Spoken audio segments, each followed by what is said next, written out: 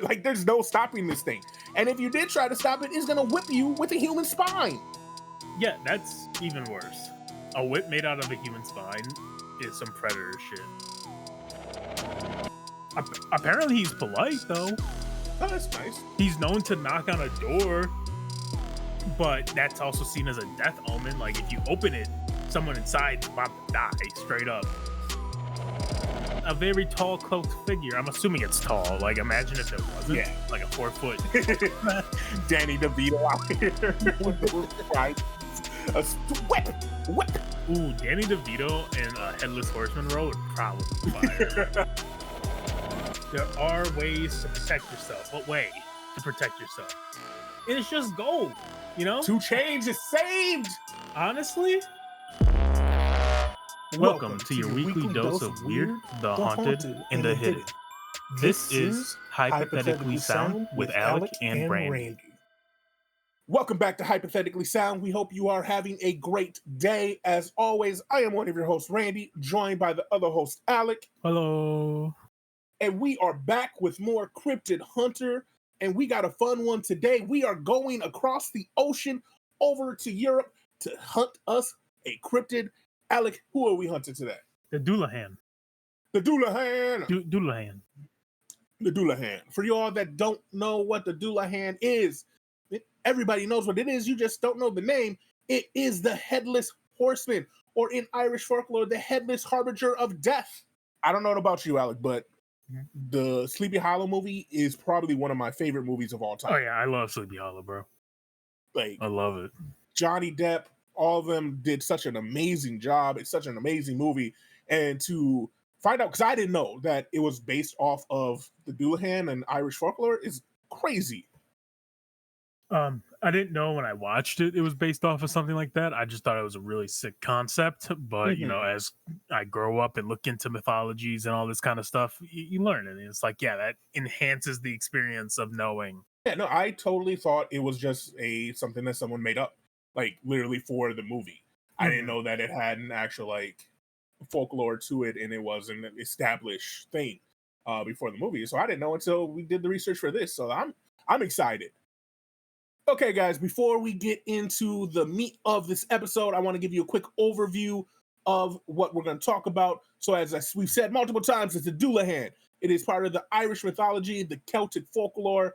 It has the nickname the Headless Horseman of Ireland. You find it in rural areas of Ireland. I don't know if there is anything other than rural in Ireland. I'm not very hip on it. We've never been there.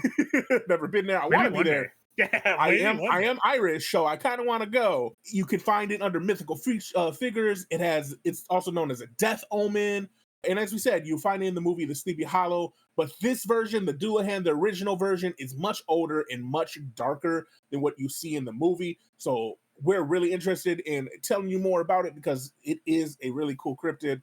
So Alek, describe what the actual Dullahan looks like. But yeah, man. So as you said before, it's a headless rider, right? He's on a horse, usually depicted as like a black one, or on a coach, which is pulled by headless horses, which is kind of ironic and weird, I think. Yeah, that's different. I didn't know that. That's actually cool. Yeah, that's like a devilish Santa. You know what I'm saying? It's kind of scary. Devilish Santa. Yeah, Crumpets out here. Yeah. Maybe. Who knows? Maybe it's just another one. Maybe it's Irish Krampus. You know what I'm saying? Only comes out for Christmas to hunt down all the bad little boys and girls. In all sorts of medias in the folklore, he is carrying a head of some sort, usually his own. And it's under his arm. It has this like weird glow. He uses it like a lantern, apparently. I don't know. It's kind of weird as well. It has a grin that like stretches ear to ear. So that's also really freaky. You know what's creepy about the grin? I did some research. It's like, so in the movie when the Headless Horseman finally gets his head, he smiles, he has like sharp teeth. Yeah. Apparently that is part of the folklore for the Dullahan. Is not only does it stretch from ear to ear like he's the Joker, but they are like barbed sharp teeth, like vampire sharp teeth. That is sharp teeth. That is terrifying. Could you imagine like seeing that?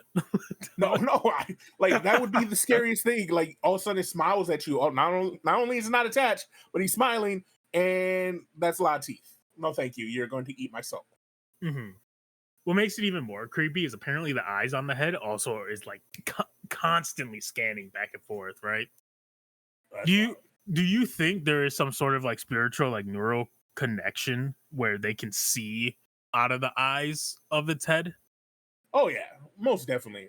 I think it has it sees the world just in general. Like it has probably like a 360 view, and it probably uses its head to like go in like farther distance. Like it can leave its pinpoint head. it or something. It can leave its head somewhere and drive off. So if you steal its head, it knows exactly where you are, type thing. So we're gonna assume it has like Daredevil Sixth Sense type shit.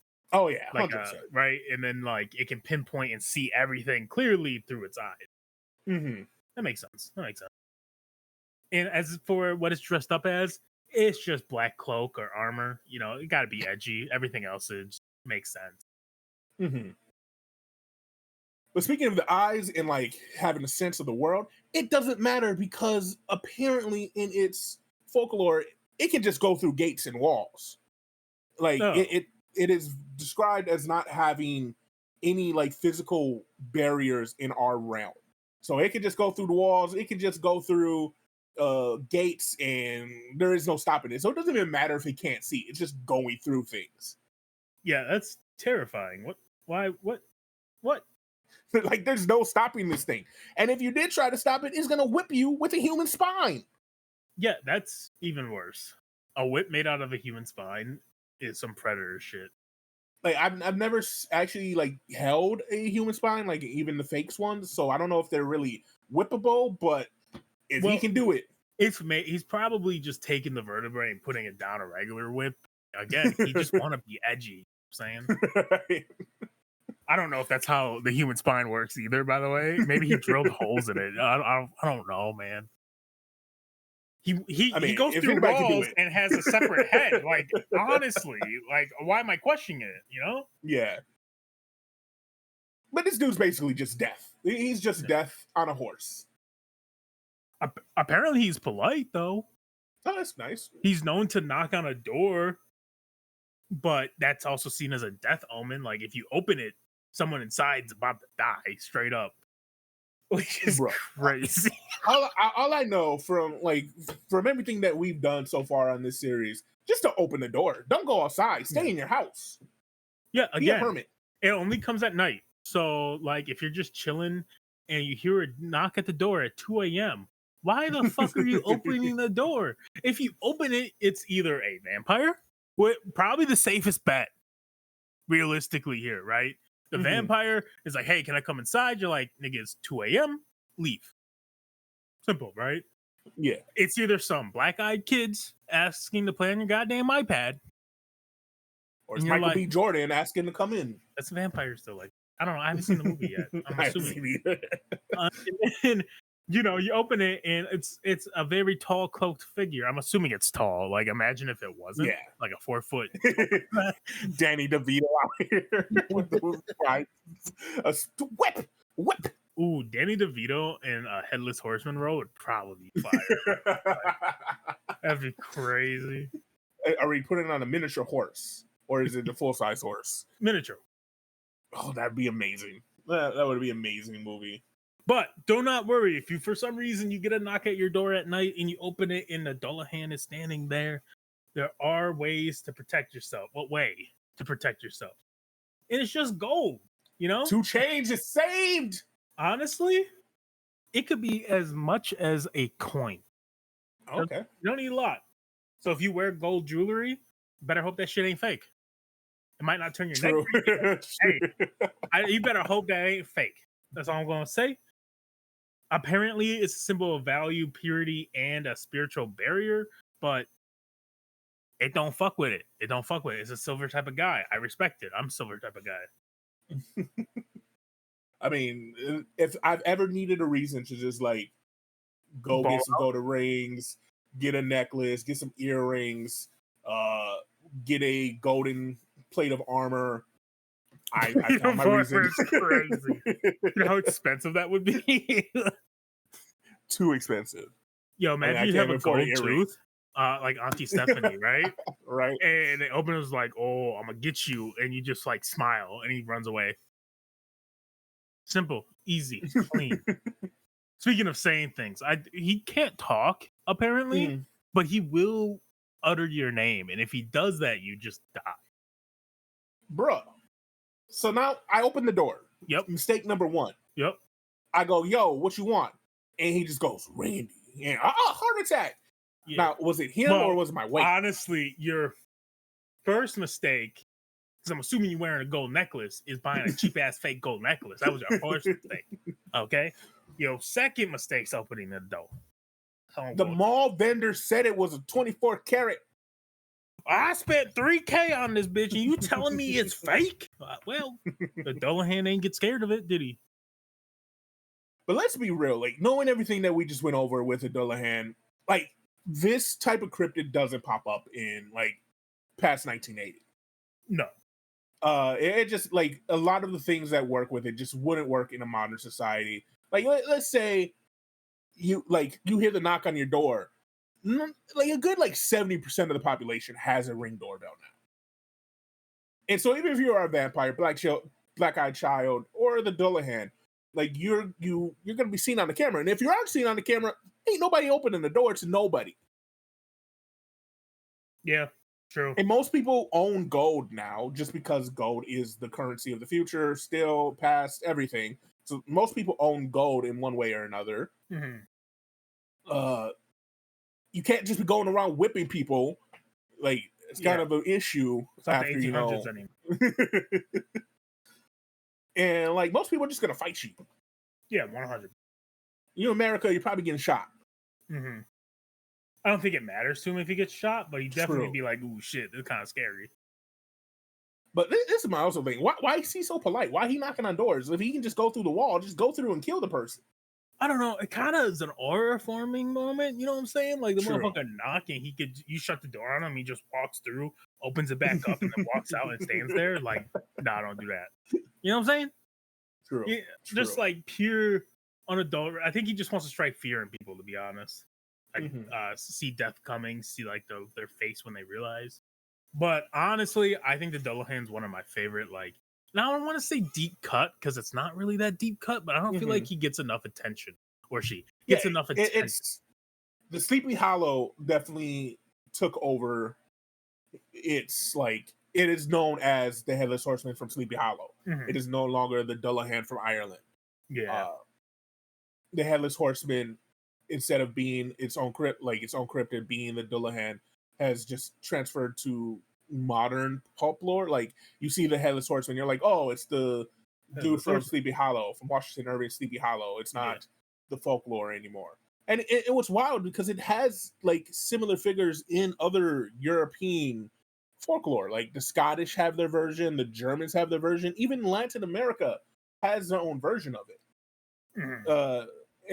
But it's still, when you think about a Headless Horseman, Sleepy Hollow is what most people are going to think of. Wow, most boomers at least. Of course, like, he is in like, there's Castlevania has him in there. He has a stat block in D&D if you're a tabletop nerd. You know, true. He has been in a couple anime. There's one specifically, I don't know how to pronounce it. It's like Durana, I think it was. It's like Durara. Durara. Yeah, but there's a modern, like, representation of a female Dullahan who she rides a motorcycle. Oh, I heard it's good. I haven't seen it, but I heard it's good. So she's Ghost Rider? Kinda, yeah. Ghost Rider's not, but he is. I feel like there has to be an inspiration there. Yeah, because it's very similar. Because I feel like if you did a modern day Dullahan, he riding a motorcycle through and through. His head's probably on fire instead of glowing. There's no way. There's no way Ghost Rider isn't based off. Well, he has a head, so yeah, I'm sure the inspiration was there, right? I mean, he's also an agent of hell. All this kind of stuff kind of has the same, vibes going. So yeah, Hellrider, Ghost Rider definitely has to be there, right? But he's also referenced in, like, Hellboy, obviously Sleepy Hollow, The Witcher, or they have something similar to a Dullahan. There's another anime, I think it's Konosuba. I'm not sure. I love the depiction of it. They go to fight one. It's kind of a comedy anime, so it's not like super serious. Mhm. But the Dullahan takes his head and tosses it in the air, and then like fights an army of people. And he's just going off. Like no one can touch him, no matter what direction they come from. And it's like shown that when he threw his head up in the air, he angled it so the head sees the whole battlefield. Oh, that's crazy. And so he's just using the vision of his head to fight. So he can see anyone that's coming up behind him or trying to do some like crazy shit in the distance. Mm-hmm. I think that is probably like one of the coolest like depictions of like what a Yeah. Dullahan. It's not even like that's dope. super creative, but it is at the same time. Mm-hmm. Oh, but Dullahan's a cool thing because there is so much that can go into him. You can see him as a religious figure that is sent by God or the devil. You can see him as just a death omen in general. Mhm. There's just so much, and there's so much that he's influenced. Like this goes back to like I saw one report that it was in a very old 1828 fairy tales, fairy legends in Ireland. So it goes back to at least that 1828. It probably goes back even farther than that. So he's been around and has inspired so many different things. It's cool. It's really cool to find one that is really old and has lived through the years and is still as cool as it was when it first either happened or was created. Yeah. I mean, it makes sense around the time it would be like brought up too, because like horse riders were always a common thing around, and is also just a very sussy thing. I feel if someone's riding a horse at night, you know. Yeah. Someone coming, nothing good happens after what's the saying, like after midnight or something like that. Yeah. Probably was very like nothing happens after nothing good happens after sunset. So if a horse rider comes up to your house, it's probably to tell you one of your loved ones has been killed in war or sickness or whatever. And like to make the myth, or how the myth probably started, was someone saw a man on a black horse wearing black garb riding down with a lantern like underneath his arm or something. Yeah. And couldn't see the head from the lantern's light. Like the or head he had a hood on or something because it was raining. So it was really hard to see. And they just thought it was a headless horse. Yeah, and they probably heard him knock on someone's door and heard crying. Or something. And the next morning they went to see their neighbors and the son was dead or something like that. Probably was a doctor. What if it was, I was gonna say, what if it was just some dude who like showed up to give bad news, but no one knew who it was because he always just did it at night in some clad stuff, you know? I think we cracked the code. I think that's what it is. It was either a doctor or a person who had to deliver bad news, and he did it at night with a hood. So they kept privacy, like to respect them. And people would wake up the next morning with someone gone or dead, and they were like, "Oh, this harbinger of death." You get a knock on your door at night. But speaking of old, cool mythology, one of the coolest in America always revolves around Native American folklore, right? Yeah. So I found a cool "What did I just see?" And it's not really what did I see, but what did I experience for today. So you ready? Yeah. Okay. My dad's story, not mine. Early 1980s, he's working a summer job at Yellowstone National Park in Wyoming. One day, he and his friend Mark hiked up to the top of one of the mountains. They set up their tent inside an Indian pit, a man-made hole dug out by Native Americans hundreds of years ago. The Indian pits were either used as hunting binds or spots where young braves came to do their vision quest. Late in the night, my dad wakes up and has to use the bathroom. He crawled out of the tent and out of the pit and went walking a respectable distance away from the tent. Suddenly, he felt a hand on his shoulder pull him backwards. My dad calls out, "Hey, Mark, what are you doing?" He turns around, turns on the flashlight, and no one is there. He shines the light at his feet and discovers that he would have taken his next step off of the cliff. He did his business and hurried back to the tent.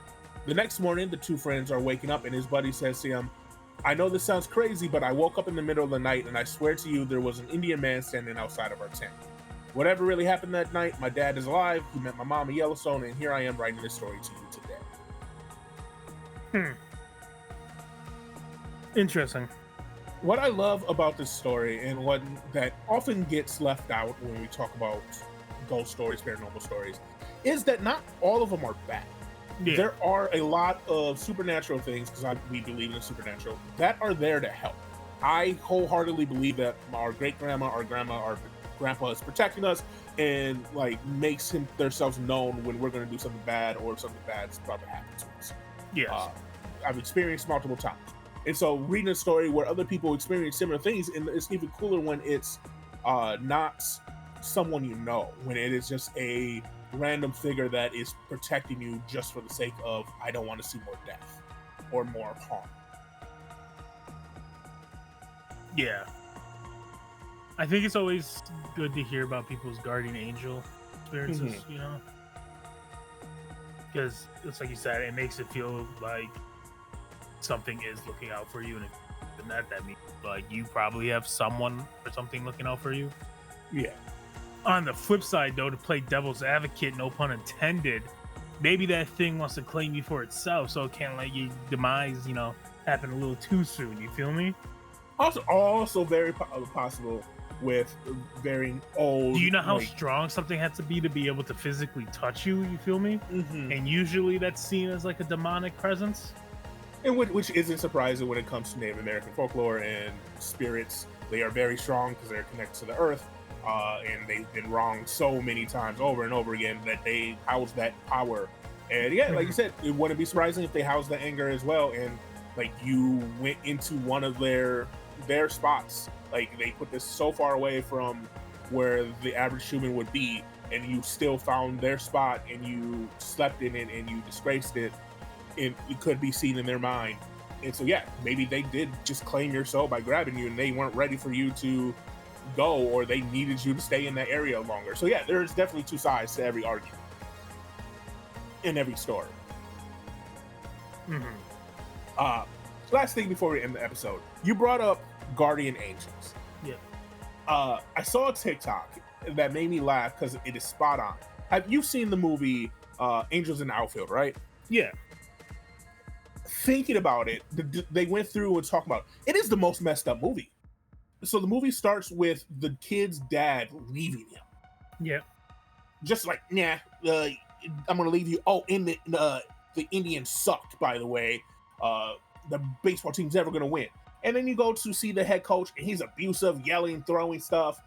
And then the kid goes to a game, and the angel comes down, and the angel's like, I'm only gonna tell you, and you can't tell anybody, otherwise they're gonna think you're crazy. And they help the team win, blah blah blah. And then they get to the ending of the movie, and the angel's like, nope, you gotta win on your own. But this guy here, he's gonna die in 6 months, but you can't tell him. And then they get adopted by the aggressive, abusive coach, who's only doing it because they won. Yep. And so what happens next season when the Angels don't come back and the team sucks again? Yep. Like, the movie is really messed up. That was a metaphor of capitalism. True. Or something. I don't know. Yeah, it's a super fucked up movie, honestly, but like, what can you do? Yeah. It's kind of like Mike.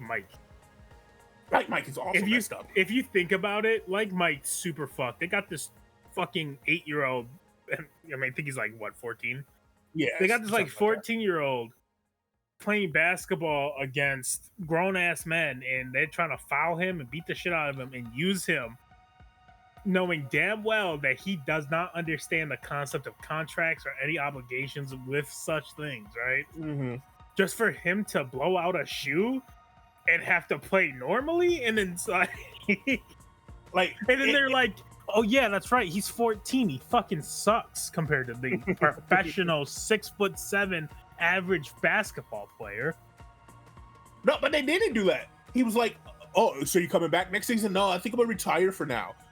Bruh, he said he can't play like that anymore, but you still think he can play in the NBA? That's the thing. In this universe, you're saying your NBA is so trash. But that's the thing. They were going to use him. True. 100% use him. It was going to be like a post-injury use. He's sitting on the bench. He gets tossed around for cap space, but stays in the league just in case he pops off again for some fucking reason. True. And they're going to use him for marketing ploys because he's still a 14-year-old that was dunking on 6'7" grown-ass men at one point.